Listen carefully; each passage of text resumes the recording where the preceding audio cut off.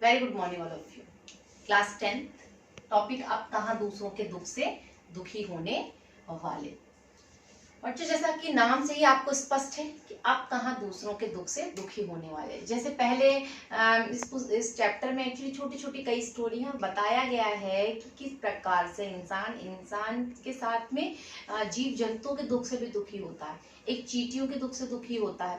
कबूतर ने अंडे दिए थे, वो भी साफ सफाई में वो घर पे जो घोंसला बना लिया था वो भी नीचे गिर के अंडे फूट गए, उसके दुख से भी दुखी हुए हैं। रोजा रखा है कई समय का, है ना। तो उन्होंने बताया है कि किस प्रकार से एक जीव जंतु के दुख से भी हमें दुखी होना चाहिए। निदा फाजली द्वारा लिखित ये चैप्टर है, निदा फाजली द्वारा। उन्होंने बहुत अच्छे से इस चैप्टर में कई ऐसे सरल सादगीपूर्ण ऐसे शब्द लिए हैं जो कि पाठक को पढ़ने में आसानी से समझ में आ जाए। लर्निंग आउटकम से पाठ का स्वसर वाचन करना, तार्किक व आलोचनात्मक दृष्टि का विकास करना। कीवर्ड्स हैं डेरा, अस्थायी पड़ाव, दलान, बरामदा। प्रस्तुत पाठ में लेखक निदा फाजली ने बताया है कि किस प्रकार से हमें दूसरों के दुख से भी दुखी होना चाहिए। आज हम उतने दूसरों के दुख से दुखी नहीं होते। निदा फाजली के बारे में अगर हम जानना चाहें तो थोड़ी सी नजर डालेंगे। एक्चुअली उनका जन्म हुआ था 12 अक्टूबर 1938 को दिल्ली में हुआ था। इनका बचपन ग्वालियर में बीता। इन्होंने बोलचाल की भाषा का प्रयोग करते हुए अपनी कविता को सहजता प्रदान की। उन्होंने कई कविताएं भी लिखी हैं। इस पूरे पाठ में लेखक ने बताया है कि मानव का जो संवेदनहीन होने का संकेत दिया है कि कोई संवेदना है ही नहीं मनुष्य में। पाठ में विभिन्न प्रसंगों के आधार पर निदा फाजली ने स्पष्ट किया है कि सभी को इस धरती पर रहने का पूरा अधिकार है। सबको, जीव जंतु पशु पक्षी, सबको बराबर का अधिकार है। लेकिन मनुष्य कैसा होता जा रहा है? लालची होता जा रहा है ना। वह पूरा अपना अधिकार इस धरती पर जमाना चाहता है। स्वार्थी प्रवृत्ति ने मनुष्य को इतना अधिक लालची बना दिया है कि उसने अन्य जीवधारियों को धरती से बेदखल करना शुरू कर दिया है। अब वह मानव जाति की भी परवाह नहीं करता। जीव जंतु को तो बेदखल कर रहा है, आज मनुष्य की भी परवाह नहीं करता। ऐसी छोटी छोटी स्टोरी के माध्यम से निदा फाजली जी ने हमें इस चैप्टर में बताया है कि किस प्रकार से इंसान के काम आता है, इंसान दूसरे जीव जंतुओं के भी काम आता है और साथ में उनकी भी केयर करता है, उनकी भी परवाह करता है। उन्होंने बताया है कि ये भी बताया है कि किस प्रकार से हमें लोगों के बारे में सोचना चाहिए, समझना चाहिए, जीव जंतुओं के बारे में समझना चाहिए, उनकी फीलिंग्स को भी समझना चाहिए। अगर हम एक जनरली ऐसी बात करें तो मैं बोलूंगी पेड़ों को क्यों नहीं काटना चाहिए, बताएं। विचार करें। पहला क्वेश्चन होगा क्योंकि हमें उनसे ऑक्सीजन मिलती है, राइट, है ना। सही है, क्योंकि हम ऑक्सीजन लेते हैं और कार्बन डाइऑक्साइड छोड़ते हैं और वो हमें पेड़ों से ही प्राप्त होती है। वर्षा होती है, पक्षियों के घर नष्ट हो जाते हैं, आदि कई ऐसी चीजें हैं कि अगर हम पेड़ों को काटेंगे तो नुकसान होगा, हमें ऑक्सीजन नहीं मिलेगी। पशु पक्षियों के जो पक्षियों के जो घर बने हुए हैं वह भी नष्ट हो जाएंगे, वर्षा भी नहीं होगी, है ना। यदि सभी जंगलों को काट कर वहां पर घर बना दिया जाए तो क्या होगा, बताएं। जंगली जानवर सड़कों पर, कॉलोनी में और खुले स्थान पर घूमने लगेंगे। वे मानव को भी नुकसान पहुंचाएंगे। अगर हम पूरा जंगल साफ कर दें और क्या बचा दें, वहां पे हर जगह मकान बनाए, स्वाभाविक है सारे जंगली जानवर घर में ही आने लगेंगे और लोगों को नुकसान भी पहुंचाएंगे।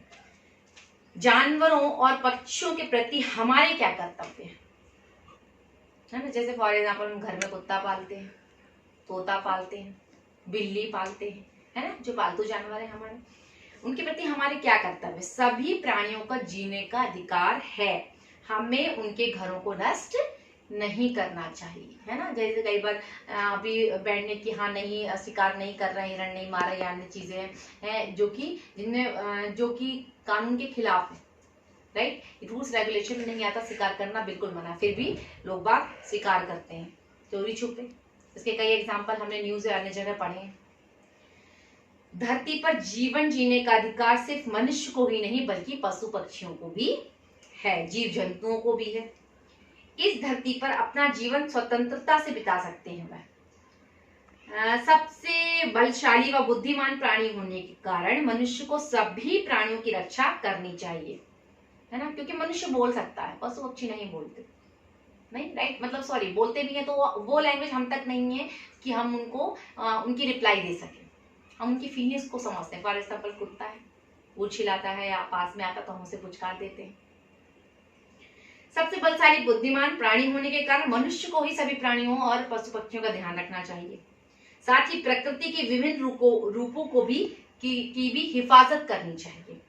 मनुष्य को अपनी विचारधारा को बदलना चाहिए। धीरे धीरे उसकी जो विचारधारा ना पहले जैसी नहीं रही है। वह क्या कर रहा है, मनुष्य को ही हानि पहुंचा रहा है ना। उसे अपनी विचारधारा सरल, सहज, सकारात्मक रखनी चाहिए। कुदरत ने यह धरती पर उन तमाम जीवधारियों के लिए अता फरमाई है जिन्हें खुद उसी ने जन्म दिया था, लेकिन हुआ यह कि आदमी नाम के कुदरत के सबसे अजीम करिश्मे ने धीरे धीरे पूरी धरती को ही अपनी जागीर बना लिया। स्वाभाविक, ईश्वर ने ही सबको इस धरती पर भेजा। हर व्यक्ति, हर वो पशु पक्षी जानवर जो सांस लेता है, सबका बराबर हुआ इस धरती पर रहने का अधिकार है। लेकिन नहीं, आज मनुष्य हर जगह राज करना चाहता है। नतीजा यह हुआ कि अन्य जीवधारियों की या तो नस्लें खत्म होती गईं या उन्हें अपना ठौर ठिकाना छोड़कर कहीं और जाना पड़ा। फिर आज भी एक आशियाने की तलाश में मारे मारे फिर रहे हैं। यही सही है।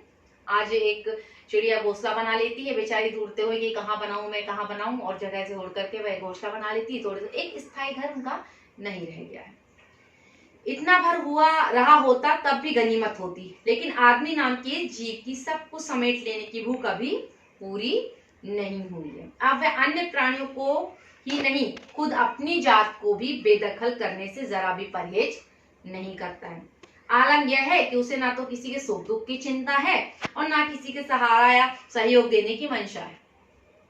यकीन नहीं आता तो इस पार्ट को जब हम समझेंगे ना, आपको तो यकीन नहीं आता तो आप जरा इस पार्ट को जो मैं आपको समझाऊंगी तो देखिए किस प्रकार से अपने इसने फिदा फाजिल जी ने बताया, निदा फाजिल जी ने, कि किस प्रकार से एक एक व्यक्ति, एक चींटी, कबूतर, चीटा सबके लिए दुखी हुए हैं। हर एक व्यक्ति के बारे में उसमें एक एक कैरेक्टर दिए गए हैं और बताया गया है कि वह किस प्रकार से उनके दुख से दुखी हो, उनकी बहुत अच्छे से केयर करते हैं, है ना। इस पार्ट में निदा फाजिल जी से हम यह सीखेंगे, उनके इस पार्ट से जानेंगे कि किस प्रकार से हमें दूसरों का सहयोग करना चाहिए, मदद करनी चाहिए, उनकी रक्षा करनी चाहिए, क्योंकि मनुष्य एक ऐसा प्राणी है जो कि क्या है, सक्षम है हर कार्य करने में, है ना। तो अब नेक्स्ट वीडियो में हम इस चैप्टर को कंटिन्यू करेंगे। थैंक यू बेटा, थैंक यू वेरी मच।